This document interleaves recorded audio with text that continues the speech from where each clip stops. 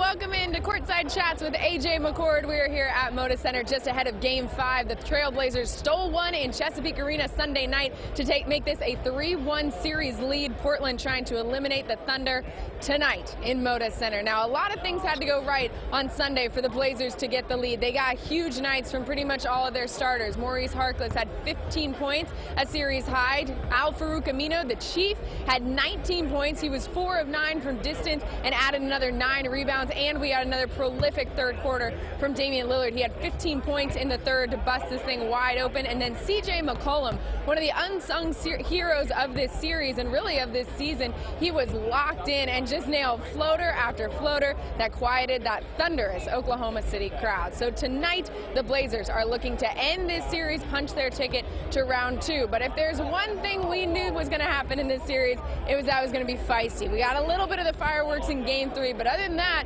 the Blazers have been all business.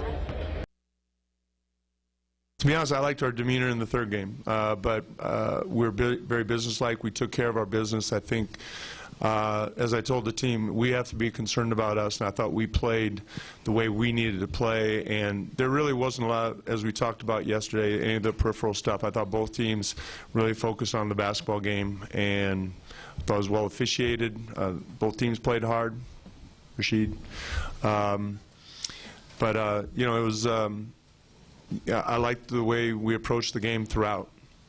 It was before this series started. You know, we had CJ go down with an injury.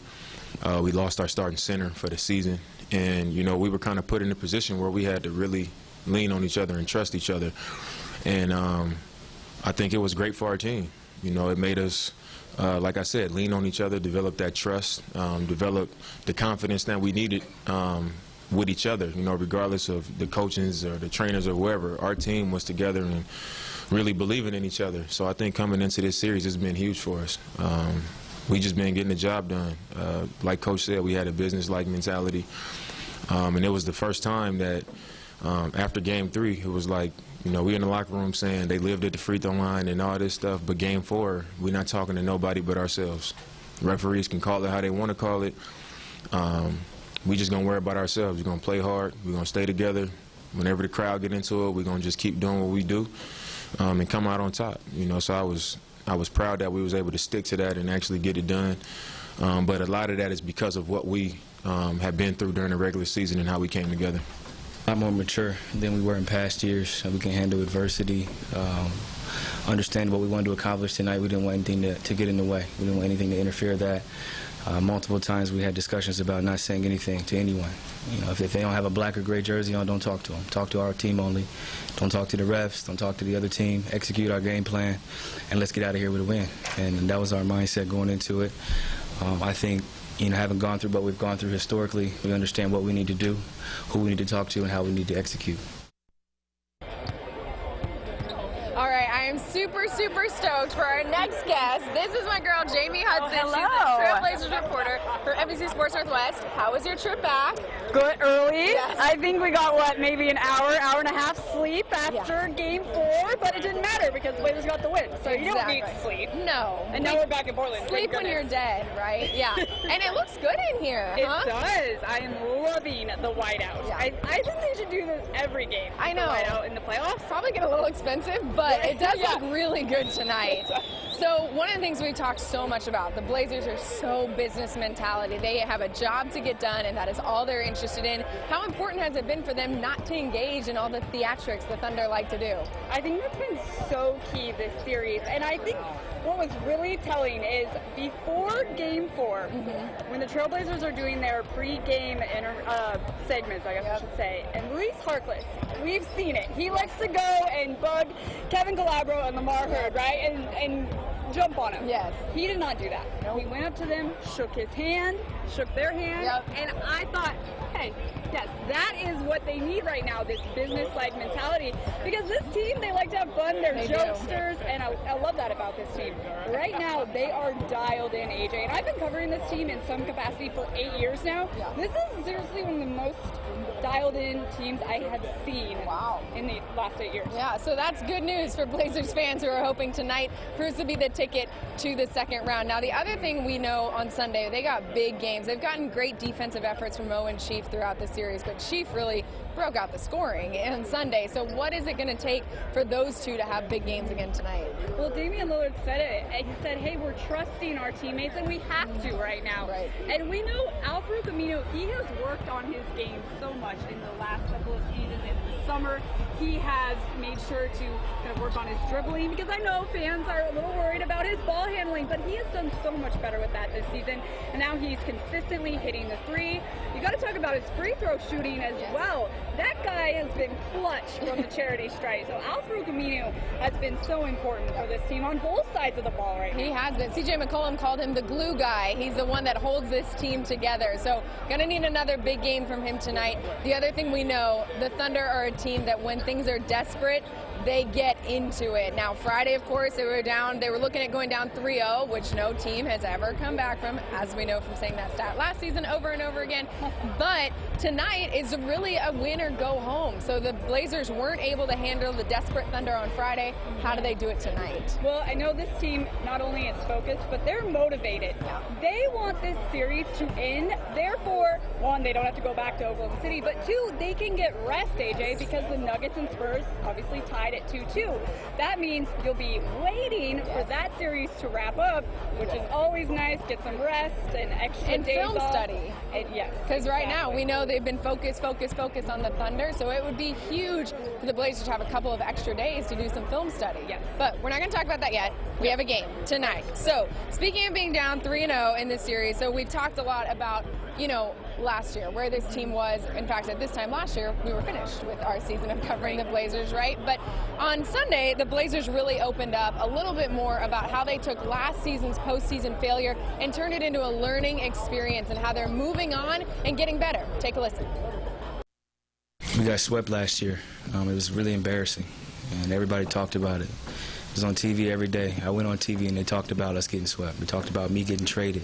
Talked about, you know, how we can't win together. You know, all that stuff. We remember it, and we understand that feeling of going home early. You know, I was able to, fortunately, you know, able to fly to Europe and see my brother play because the season ended so early. And I told him this year I ain't gonna be able to make it. So, big bro staying up right now in Russia watching 6, 7 a.m. He understands what we're going through, what we're trying to accomplish, and I think our team understands what we need to do and how we need to do it so that we don't, you know, have what happened last year happen to us again. You know, you don't just become the 3rd seed, luckily, especially 2 times in a row. You know, last year our performance wasn't great in the playoffs, but I think we showed a lot by backing it up this year and getting the 3rd seed again. And we don't focus on doubters. We focus on ourselves, and we accept the responsibility for, you know, our past 2 playoff performances, and we moved on. And I think that's one of the biggest and one of the best things that we did for ourselves was not hold on to it. We moved on, and, you know, we're having a better run now. We just got to finish it. We don't focus on the doubters, we focus on ourselves. That's been one of the more impressive turnarounds because obviously what happens in the regular season happens. We know this team is a very good regular season team, but after the last 2 postseasons, there was a lot of questions about whether they could, whether they knew how to win. So where do you think it comes from, this ability to turn this whole thing around? I think, for one, they want the media and the fans to stop talking about this. Obviously, it's been a narrative this season, and I know the Blazers, they get that. They understand why you're talking about it because they were swept. But this team has learned to adjust. That's what we've seen in this series. We've seen them adjust, whether it was Damian Lillard and CJ McCollum, the pick and roll, and finding Al-Farouq Aminu, or getting Enes Kanter involved, and that's been such a big part of it. This last season in the playoffs against the Pelicans, they didn't adjust. And I think now Blazers head coach Terry Stotts has realized, hey, that's what this playoff thing is all about. You've got to make adjustments, and they've been doing them very well. Yeah, and you know, we talked about the questions the Blazers were facing last season, right? CJ says, I'm going on TV, they're talking about me getting traded, we can't win together, all this stuff. Well, if the Thunder lose tonight, there's going to be a lot of those same questions asked of Russell Westbrook. And so we know that Russ is going to be desperate for this win tonight. And when Russ is desperate, he can do really big things. So how do the Blazers take that emotion that we know they're going to have and turn it into a positive for the Blazers? I know that the Blazers they're ready for this. They realize they're going to get OKC's best shot because the Thunder don't want to go home yet. Paul George this morning at shoot-around, he said, hey, this is the team that we have that realizes we can still come back 3-1. So Paul George, Russell Westbrook, they're still confident. I'd say for the Blazers, keep your business-like mentality. But also, I say attack Russell Westbrook. If you can get him into foul trouble, get him a little more emotional, you could see even more antics come out of him. And the Blazers have been able to handle that. And here in Portland, this Moda Center crowd, as you know, AJ, is going to be rocking. So that'll be very helpful as well. I know. It's so fun to be at a playoff game here. It's going to be a great one, I have no doubt. Jamie, thank you for joining us. That was so fun. So, of course, the Thunder had some availability between games 3 and 4. Let's hear what Billy Donovan has to say. The momentum, you know, in games is when you have it, you want to keep it, and then when you kind of lose it, you know, how quickly can you stop it? Because it's going to happen. I mean, we got off to not a great start in the game yesterday, and then all of a sudden we kind of went on a run, and then they kind of came back, and then we got back up by 7. They came back, so they diffused some runs. The same thing happened. You know, we got down by double digits, 15 or 18 or whatever it was. We kind of fought our way back and then got it inside of single digits. You know, the games are going to go like that, so you got to be able to handle and manage those runs, and then you got to figure out ways when a team is on a run how you stop it. You know, and you know, being as efficient as you can on offense. You can't foul. You know, giving up offensive rebounds, like some of those little things like that. You know, kind of magnify that. So tomorrow in the game, we're going to have to be able to do that. We'll have to handle runs in the game. We're going to have to handle those kind of situations. I think always teams are going to be more comfortable playing at home when the crowd's behind you and things like that. I think that just is normal. You know, you deal with that. But these guys have played on the road so many times. It's not like they don't know what they're walking into. Where you have a group of guys going into an environment that they've never seen before. They've played in Portland a ton. They know that there'll be a great crowd. Those great crowds at our place too. So I think Portland knew they were going to come in here and play in a great environment, and we're going to go there and play in a great environment. And a great environment. We know it's going to be here at Moda tonight. Joined now by Steve McGee. You've been such a champ this entire series.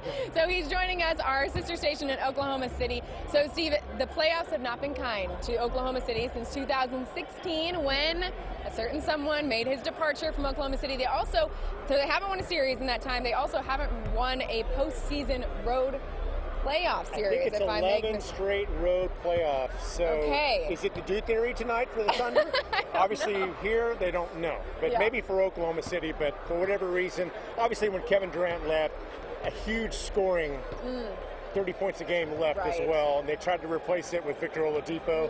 It didn't work 2 summers ago, so they traded him. They brought in Paul George, and they had brought in Carmelo Anthony last year, and it didn't work out defensively, so they lost the Jazz in 6 games. So they've gone from losing to the Rockets in 5 games 2 years ago, losing to the Jazz in 6 games, and then potentially losing here tonight in 5 games to the Blazers, and that would not be good. So what have you seen from this Oklahoma City team in these elimination games? How have you seen them adjust? They fight hard. You know, Game 7 in the Western Conference Finals against Golden State 3 summers ago, they played them to the very end. Game 5 against the Rockets 2 years ago, they played them to the very end. Last year in Utah as well. In fact, there was a possession there for the Thunder where they're down 2 or 3, and they kept on getting the offensive rebound, and they missed like 5 or 6 shots in a row on that one possession. You just knew it just wasn't their year to advance in the playoffs. So maybe the shots will drop tonight, but for whatever reason, they cannot get over the hump in the playoffs. And this is not where you want to try to get over the hump. No, this is not a friendly crowd for the Thunder. In fact, almost every part of the Blazers pregame, video and all that stuff is geared to talking about weathering the storm, quieting the storm, becoming the storm. So I think they're really taking that thunder thing to another level. But we know that Russ is very good. He's a very, very, very good basketball player, but he hasn't been able to make the adjustments from game to game that has been needed for him to be effective in this series. So what's it going to take for him to make those adjustments, and what are those adjustments? If you're a Blazers fan, you worry about Russell Westbrook, because you haven't really seen the great. We've seen the bad and kind of good Russell Westbrook in the first 4 games. For him, he just has to play under control. As you notice, he's emotional, and sometimes in the court, that means impulsive shots, some poor decisions on throwing the ball away. Turnovers have been an issue for him as well. Even some missed driving to the basket, he does it so well, but he's even missed those in this series so far. But he has to play under control. He's the leader of the team, so the guys kind of feed off of him. So he needs to play under control. And I thought it was interesting. I've seen him warm up countless times this year and through the years. I think he cut his pregame warm-up short today. I have no reason why. I only saw him for a couple minutes today. I want to say it came out around 5:40, and he was done by 5:48. Interesting. And so I'm not sure what happened and there. have we seen? I have not seen Paul. Oh, there he is. Okay. He's out there. Paul George is here, everybody. Don't you worry. So maybe Russ was trying to shake things up by just doing a short workout. All right. Well, they certainly need to shake things up if they're going to come out of Rip City with a win. Now, we've talked so much about Dame versus Russ in this series, and Terry Stotts, after Game 4, talked about how key Damian Lillard is to this series. So, Steve, thank you so much for joining us. We're going to head over to Terry Stotts. You look at what Damian did in the second half. Obviously he struggled shooting the ball early in the game, but he just keeps coming at you. And he made some big shots in the second half. I think he had 15 in the third quarter, but some tough threes. So it was, we rely on him to do a lot. I mean, in the first half, we had the lead, so, I wasn't making shots, but I thought our execution was pretty good when we weren't turning the ball over.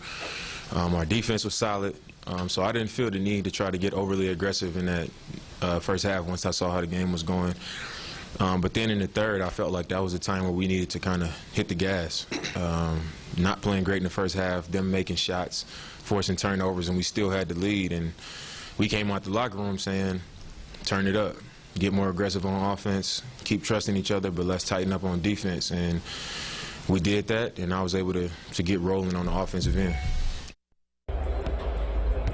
So Damian Lillard is so good at knowing the game, knowing what it needs from him, and he's so good at leading this Blazers team. I'm expecting that tonight. Sometimes it's scoring, sometimes it's feeding his other players, but always it is being a leader for this team. So I don't know what the Blazers are going to need tonight, but I know Dame's going to know it, and he's going to be ready for it. It's going to be a fantastic Game 5, 7:30 tip-off here in Moda Center. We're about 15 minutes away, and of course I'll have reaction for you on Coin 6 News at 11. But for now, from Courtside Chats, I'll send it back to you. Enjoy the game.